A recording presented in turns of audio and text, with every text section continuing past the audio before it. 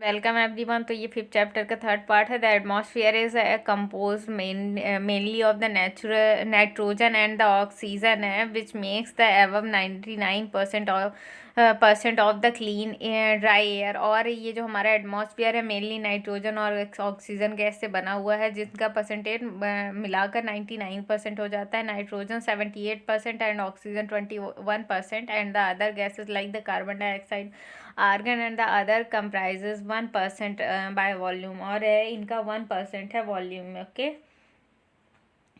Oxygen is the breath of life while the nitrogen helps in the growth of the living organism. Oxygen का मतलब कि life को increase करने में, sorry, nitrogen जो है आपको लिविंग ऑर्गेनिज्म को इंक्रीज करने में, और जो ऑक्सीजन है हमें सांस लेने में हेल्प करता है।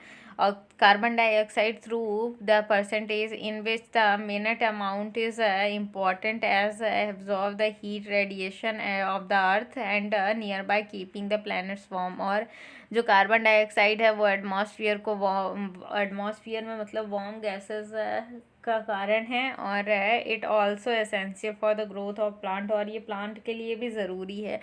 The density of the atmosphere vary with height, और एटमॉस्फेयर की डेंसिटी हाइट के साथ वेरी करती रहती है। It is maximum at the sea level, और सी लेवल पे मैक्सिमम होती है। And decreases rapidly we go up, और जैसे ही हम ऊपर जाते हैं ये जल्दी से घटती जाती है।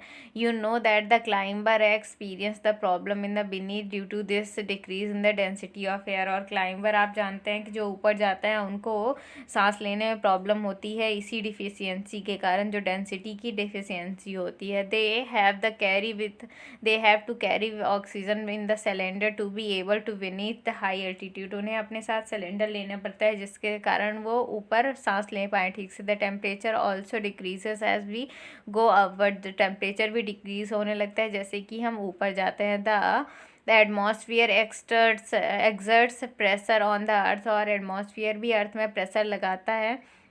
This varies from the place to place, जो कि प्लेस टू प्लेस वेरी करता है। Some area experience high pressure and some area low pressure. कुछ एरिया ज़्यादा प्रेशर एक्सपीरियंस करती है और कुछ area low pressure. Air moves from high pressure to low pressure है, एंड एयर जो होती है वो हाई प्रेशर से लो प्रेशर की ओर मूव करती है। Moving of air is known as wind, और मूविंग ऑफ एयर को हम विंड कहते हैं। Biosphere the domains of the life. The biosphere is the narrow zone of the contact between the land water and air. देखिए ये एक narrow zone है जहाँ पे आपका लैंड वाटर एयर तीनों मिलता है, जहाँ पे लाइफ पॉसिबल हो पाती है, इसीलिए इसको हम बायोस्फीयर कहते हैं। Bio means life, sphere means मतलब वहाँ पे पॉसिबल हो के। It is in this zone that the life that the unique to this planet exist। यहाँ पे जो लाइफ है इस planet में वो exist कर पाती है। There are several species of the organism that vary in the size from the microbes and the bacteria to the huge mammals। All the living organism including the human are linked to each other and the biosphere for the survival. और ये biosphere पे ही सब कुछ depend है, सारे organism यहीं पे survive कर पाते हैं। The organism in the biosphere में broadly be divided into the plant kingdom and the animal kingdom. और ये जो आपके एटमॉस्फेयर के जो मतलब कि ऑर्गेनिज्म है वो ब्रॉडली प्लांट किंगडम और एनिमल किंगडम में डिवाइड किए गए हैं। The three domains of the earth interact with the each other and affect each other in the some way that other. और जो तीन डोमेन हैं अर्थ के वो सभी से मतलब कि तीनों से कनेक्टेड हैं। Okay, for example cutting of the forest for the fulfil of our need of wood, और clearing of the land for the agriculture may lead fast removal of the soils from slopes. जो हम cutting कर रहे हैं forest के अपने needs को fulfil करने के लिए और लैंड को क्लियर कर रहे हैं एग्रीकल्चर के लिए, वो हमारे